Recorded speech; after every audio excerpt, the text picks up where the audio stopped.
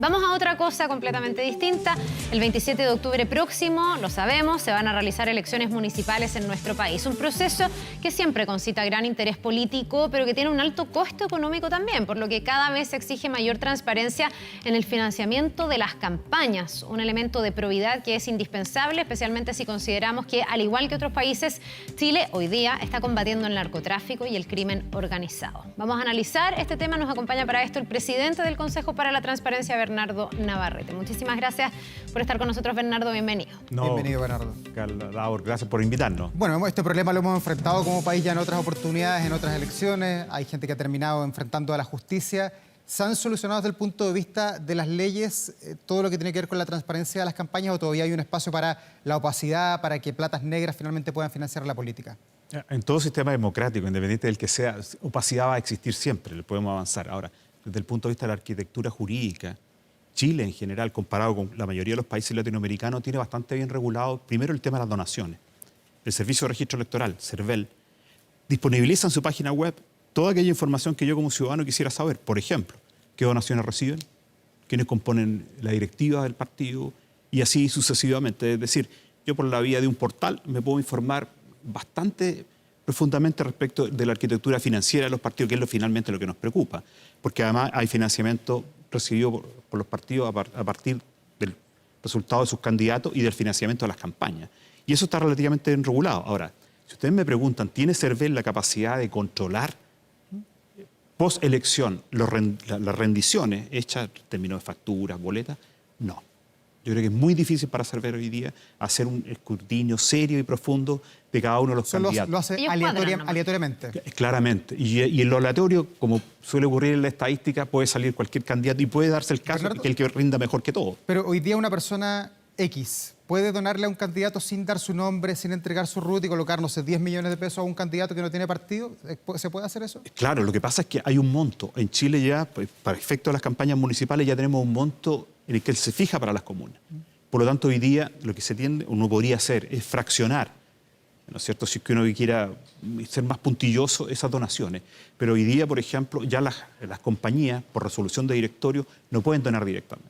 Entonces, les vuelvo a insistir en que yo creo que desde el punto de vista de la arquitectura legal, de las restricciones, Chile, puesto en América Latina, es un país muy avanzado desde el punto de vista de los controles que tiene del financiamiento. Lo que no tenemos es el hombre del maletín que puede andar pasando, ¿no es cierto?, en el territorio haciendo donaciones directas. Claro, y eso uno se pregunta si puede controlarlo de alguna forma o si hay algún espacio más para avanzar, porque lo decíamos al comenzar, estamos en un momento en Chile muy complejo en el sentido de que el crimen organizado ha avanzado mucho, ha tomado territorio y sabemos que la otra patita, digamos, de ese avance del crimen organizado es precisamente ir cooptando las instituciones, ir corrompiendo, y ahí uno rápidamente se pregunta si es que las campañas no serán un espacio para generar esta corrupción, para apoyar a alguien que va, por ejemplo, de candidato a alcalde o alcaldesa.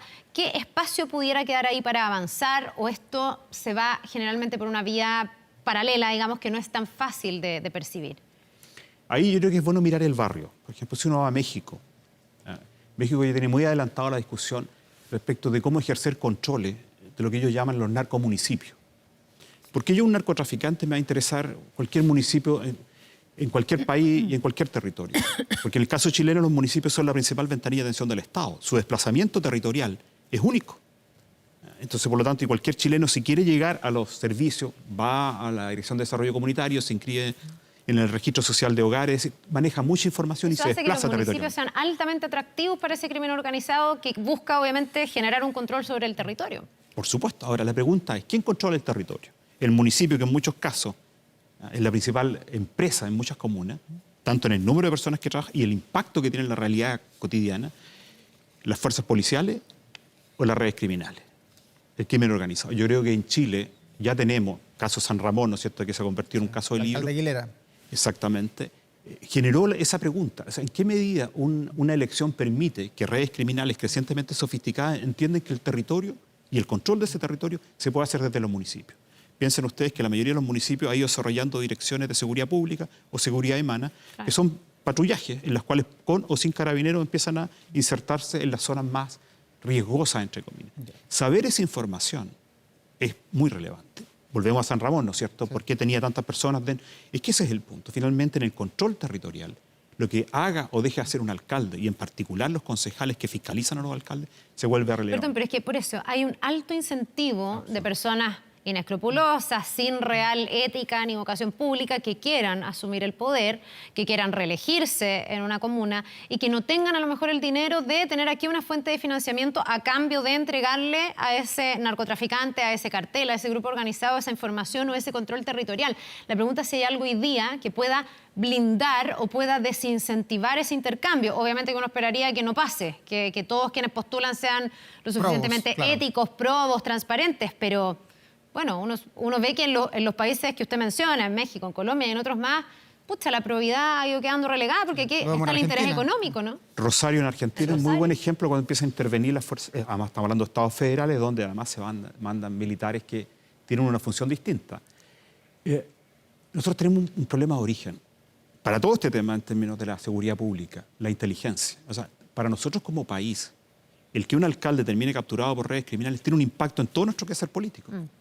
Ahora, ¿quién está investigando, quién está generando información para que los decisores, el Ministerio del Interior, la Fiscalía, etcétera, miren el territorio como un paso o como el primer paso del control territorial? Yo no lo he visto.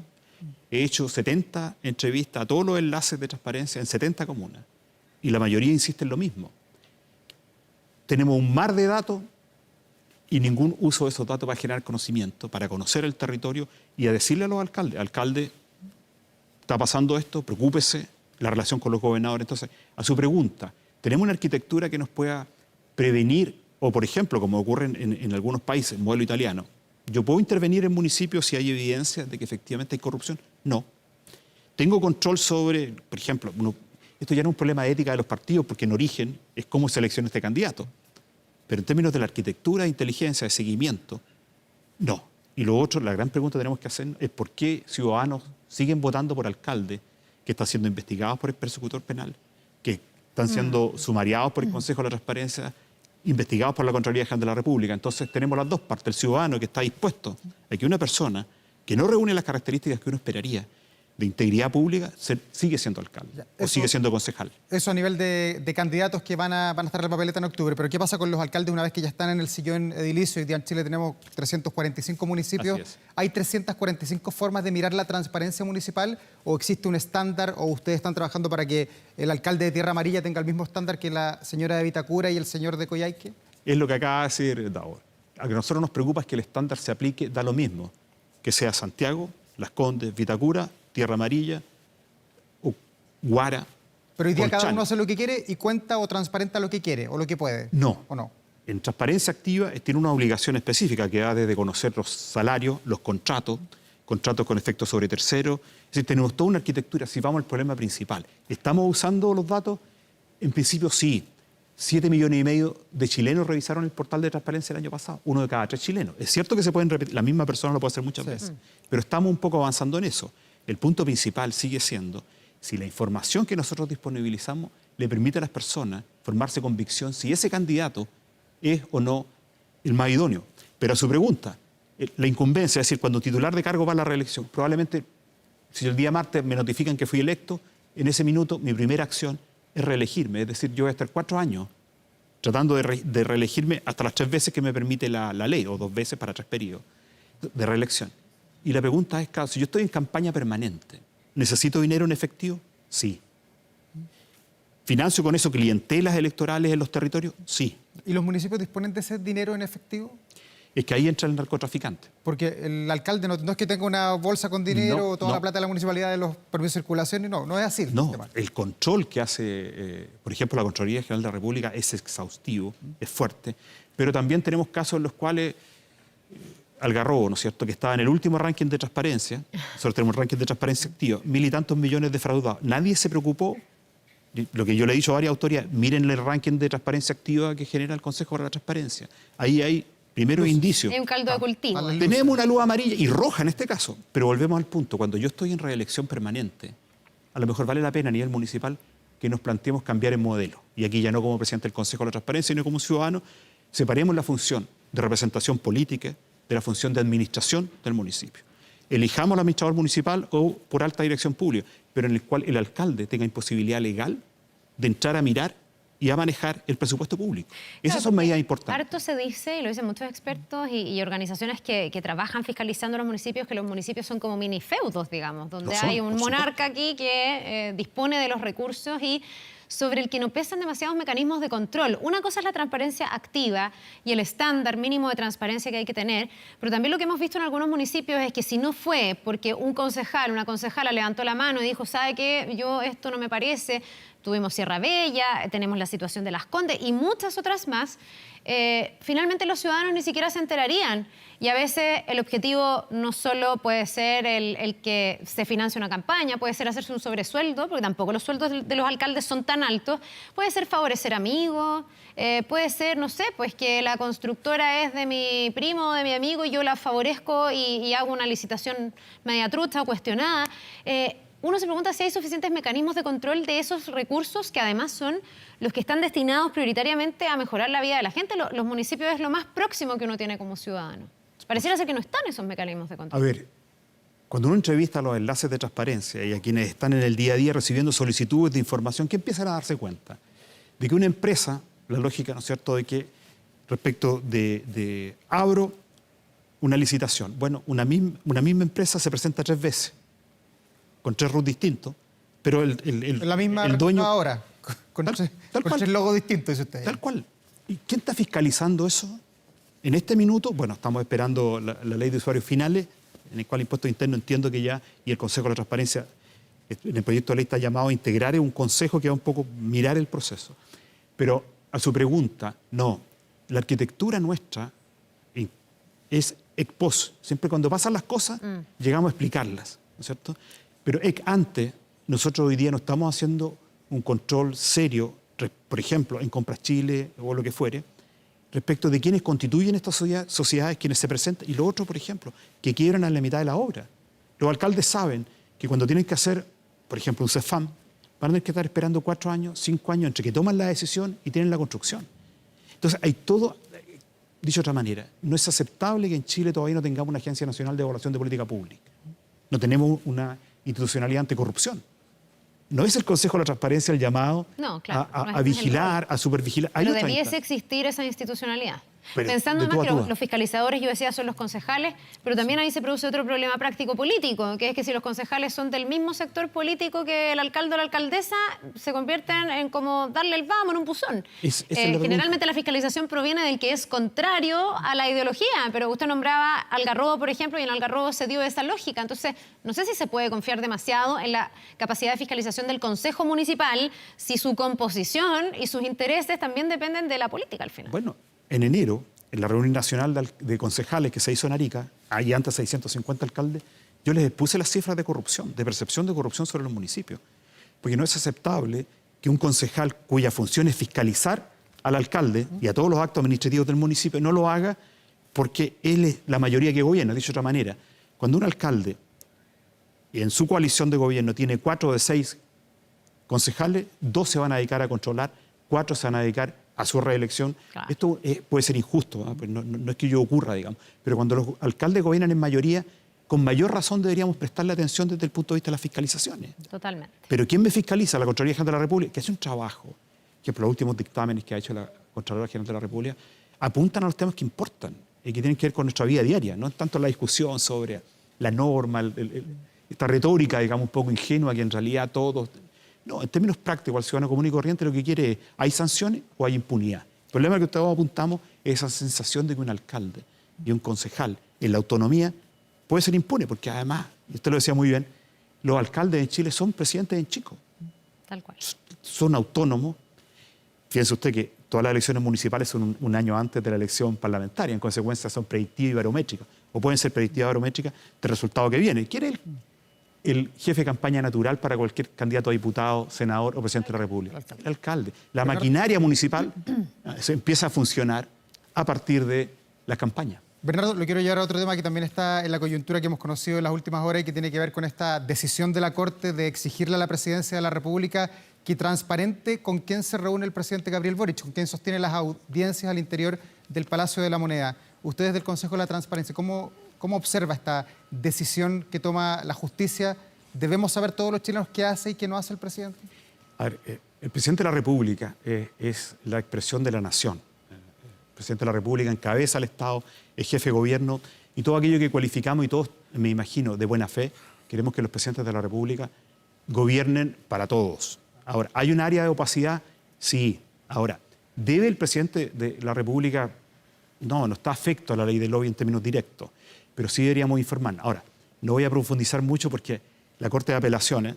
Pero no se puede afectar aquí la seguridad del país al saber todo lo que hace el presidente, con quién se junta, porque nos imaginamos que hay materias privadas más en este país que tiene tantas coyunturas. ¿Con quién se junta y con quién no se junta? Claro. Porque se pide también que se informe de cuáles son las reuniones que son denegadas, por ejemplo, por la moneda. Claro. Lo que pasa es que, a ver, los presidentes de la República, en la presidencia, en la estructura, en la moneda, tienen distintas instituciones que sostienen su trabajo. Incluso aquellos que tramitan las solicitudes de audiencia, etcétera. Pero lo que importa, y a su pregunta, en la Corte de Apelaciones fue clara respecto de asumir nuestra preocupación, la argumentación. Pero esto ya está en la Corte Suprema, que es la última instancia en la cual se va a pronunciar sobre la materia. Y en consecuencia no es que quiera evadir la pregunta, pero cuando hay... yo creo que tenemos que acostumbrarnos ya que hay instancias en las cuales esperemos el pronunciamiento y después podemos hacer los análisis. Ya, lo que pasa claro, es que... porque antes hay... Pero no quiero eludir lo que usted me dice. Sí. El presidente, en función de su magistratura, en función de aquello que lo distingue de cualquier otro funcionario público, ¿debe tener una protección especial respecto de lo que hace y cómo lo hace? Absolutamente. Eso es un hecho. Estados Unidos, el de Francia y todos los Todos los países lo tienen. Hay un ámbito privado también, digamos. Por cierto, pero claro, a ese nivel que es privado y que es público, yo creo que ya está zanjado. O sea, pero aquí se está hablando no de conocer lo que hace el presidente en su casa, se está hablando de conocer lo que hace en la moneda y lo que hace en instancias que son relevantes para las discusiones de materias públicas, que son las reuniones que él otorga o las que puede llegar a denegar. Me imagino que eso, volviendo a la pregunta de Davor, sí tiene un resguardo lógico cuando lo que se está solicitando es una reunión que toca un interés de seguridad nacional, porque quienes se oponen a esto dicen no, porque esto atenta contra la seguridad nacional, pero hemos visto ese argumento para otras discusiones y después suena más excusa que acierto, digamos. Se podrá distinguir materias, ¿no? Es que o es un todo único. Eso pasa cuando abusamos de los conceptos y abusamos de las palabras y no miramos el contexto en que ellos son emitidos. Llevamos desde el régimen autoritario, hablando de qué es seguridad pública, qué es seguridad de defensa, una conceptualización que ya un poco se nos pierde, pero volvamos al punto de origen. Sí. ¿Los presidentes tienen un estatuto único y excepcional? Sí. Yo, un poco ahí tengo un matiz con lo que usted decía respecto de en la vida privada de los presidentes. Cuando yo me reúno con ellos, estoy hablando con el presidente de la República, no con un amigo, cuando me muevo en la calle, cuando voy en un viaje en avión, cuando estoy en Cerro Castillo. Es que yo me refería a otras cosas. Como Claro, que pero si el presidente fue a la casa de no sé quién porque es la polola o no es la polola. No. Eso es la vida personal. Es su ámbito muy privado. Es la vida personal. Pero cuando yo voy a una embajada, por ejemplo, si hablemos de las cosas institucionales, la vida personal es personal. Y nosotros como consejo somos los primeros en llamar a defenderla a rajatabla. No, pero la continuidad del ejercicio del poder de un presidente de la República traspasa con mucho los muros de la moneda. Eso. Lo que importa, y a su pregunta, vuelvo a insistir, hay un estatuto especial. Nosotros tenemos una opinión, ya fue ratificada por la Corte de Apelaciones. Bueno, vamos a esperar qué dice la Corte Suprema. Sí, lo último, se nos va el tiempo. Usted decía que el año pasado 7,5 millones de personas ingresaron al portal de transparencia en el 2023.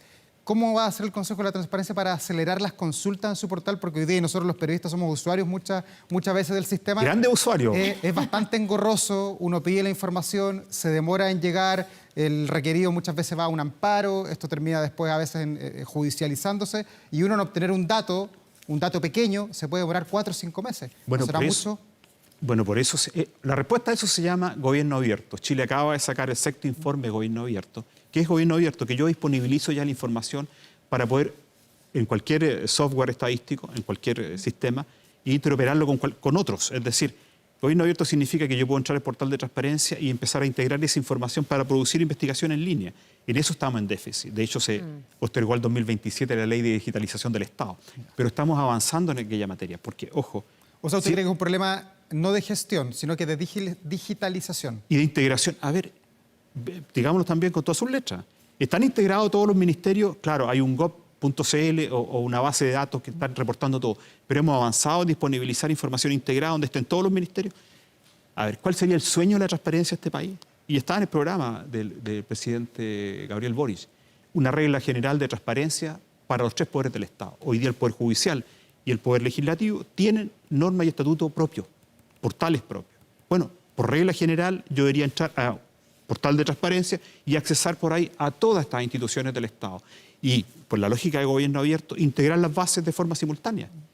Bueno, ahí tenemos un déficit sustantivo, esperemos que lo solucionemos pronto. Bien, pues Bernardo Navarrete, presidente del Consejo para la Transparencia, gracias por habernos acompañado. Vamos a estar muy atentos a la resolución de la Corte Suprema en esta última materia. Que le vaya muy bien. Gracias, No, gracias Bernardo, a por ustedes. esta entrevista, que está muy bien, muy gentil. A ustedes, gracias.